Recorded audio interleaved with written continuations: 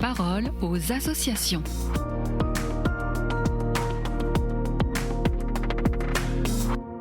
Bienvenue dans la parole aux associations. Aujourd'hui, je suis avec Monseigneur Hugues de Voilemont, directeur général de l'œuvre d'Orient. De retour de Terre Sainte, il a un message à nous faire passer. Chers auditeurs de KTO, bonjour. En ce début d'année, je viens vous présenter mes vœux.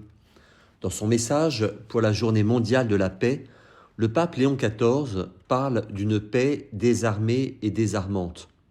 Cette expression frappe parce qu'elle va à rebours de tout ce que nous entendons: réarmement, dissuasion, zone d'influence, logique de bloc. Le pape ne nie pas la violence du monde, il la connaît. Il nous demande autre chose, ne pas nous laisser façonner par elle. En Terre Sainte, où je me suis rendu à Noël, j'ai vu à quel point la guerre ne détruit pas seulement des vies, mais aussi des consciences. Ce qui use le plus les populations, ce n'est pas seulement la violence, c'est la peur installée dans la durée. Quand la peur gouverne, la paix devient impossible, même quand les armes se taisent. La paix dont parle le pape n'est pas naïve, elle est exigeante, elle coûte.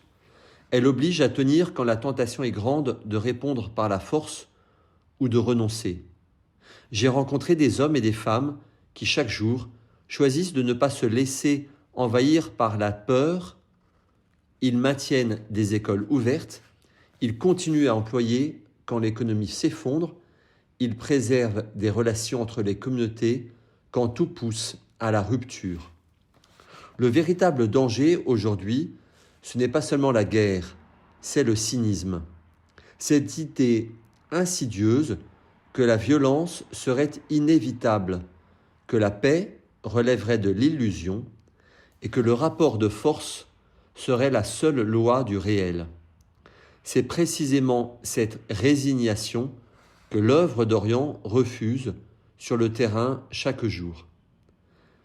Des chrétiens du Moyen-Orient, nous apprenons deux choses. La paix n'est pas l'absence de conflit, elle est le refus de laisser le conflit nous transformer intérieurement.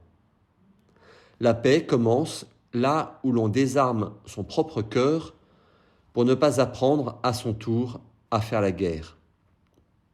Enfin, en ce début d'année, je veux dire merci à celles et ceux qui, jusqu'au 31 décembre, ont choisi de soutenir l'œuvre d'Orient. Leur don devient un salaire versé, une école qui reste ouverte, une famille qui peut rester sur sa terre.